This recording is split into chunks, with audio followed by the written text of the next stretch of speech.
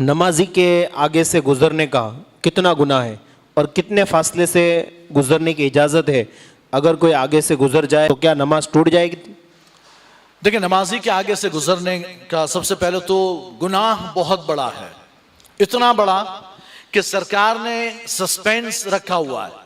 اتنا بڑا گناہ ہے کہ سرکار فرماتے ہیں اگر تمہیں نمازی کے آگے سے گزرنے کا گناہ پتا چل جائے، اگر کسی کو پتا چل جائے کہ کتنا بڑا گناہ، تو وہ 40 تک کھڑے رہنے کو پسند کرے گا، گزرنے سے 40 تک کھڑے رہنے کو پسند کرے گا۔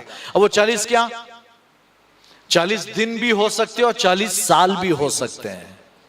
40 دن کھڑا رہنا، اور بھائی میں تو کہتا ہوں 40 صرف گھنٹے مان لو، سرکار نے کچھ بیان نہیں کیا، اس کو چھوڑ دیا 40 تیرے کو جو ماننا ہو مان، جو ماننا ہو 40 گھنٹے مان لے۔ بندہ 40 گھنٹہ کھڑا رہنا پسند کرے گا لیکن گزرنا پسند نہیں کرے گا اگر گناہ کے بارے میں اس گناہ کا پتہ چل گیا۔ اور اگر ویسے گھنٹے کا تو اس زمانے میں سسٹم نہیں تھا تو ہم یوں ہی مانیں گے کہ سرکار کی مراد یا تو 40 دن تھی یا 40 سال تھی، کہ گناہ پتا چلے کہ کتنا بڑا گناہ تو 40 دن یا 40 سال وہ اپنی جگہ کھڑا رہنا پسند کرے گا لیکن گزرے گا نہیں، گزرے گا نہیں، اتنا بڑا گناہ۔ اچھا، یہ کہ کہاں تک گزر سکتا ہے؟ نہیں، کہیں تک نہیں گزر سکتا۔ وہ بڑی مسجد ہونا تو آگے سے گزر سکتا ہے، بڑی مسجد، لیکن وہ بڑی مسجد ہے ہی نہیں ہمارے یہاں۔ تو کچھ لوگ یہ مسئلہ بھی بیان کرتے ہیں کہ اس کی سجدے کی جگہ ہے نا، اس کے آگے سے گزر سکتے ہیں۔ اگر سجدے کی آگے کی جگہ سے اگر گزر ہی سکتے تو سترہ رکھنے کی ضرورت ہی کیا تھی؟ جہاں بندے کی سجدے کی جگہ ہے وہاں سے تھوڑا آگے سے گزر جاتے ہیں، سترے کی ضرورت ہی نہیں پڑتی، لیکن ایسا نہیں ہے۔ مسئلہ یہ ہے کہ بندہ اگر نماز پڑھے تو آگے سے نہ گزرے، ہے نا۔ اور نمازی کو چاہیے اگر وہ اکیلا پڑھ رہا ہے کہ اپنے آگے سترہ رکھے، اگر اکیلا پڑھ رہا ہے تو اپنے آگے سترہ رکھے۔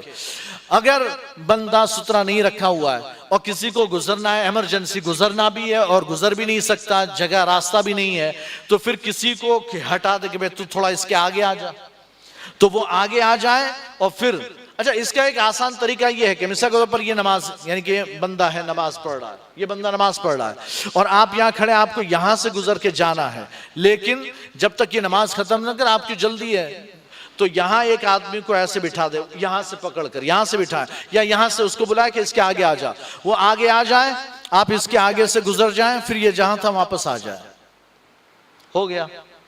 وہ گزر بھی جائے گا اور یہ بندہ تو جہاں تھا واپس چلا گیا، اس کا گزرنا نہیں پایا گیا، آیا تھا جہاں تھا وہاں۔ ہاں، اگر یہ یہاں کر پھر یہاں گیا تو گزرے گا، لیکن یہاں آیا پھر واپس یوں ہو گیا، تو کہتے ہیں یہ گزرنا بھی نہیں پایا گیا اور گزرنے والے کے لیے آسانی بھی ہو گئی۔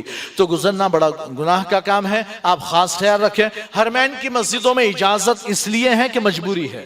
حرمین کی مسجد حرام، مسجد نبوی، یہ بہت بڑی ہے، ایک بندہ وہاں نماز پڑھ رہا ہے نا، تو آپ وہاں دور سے گزر رہے ہیں تو پھر کوئی فرق نہیں پڑتا، چونکہ وہ بہت بڑی مسجد ہے، اس کا جو ہے نا مجبوری ہماری، تو وہاں گزر سکتے ہیں۔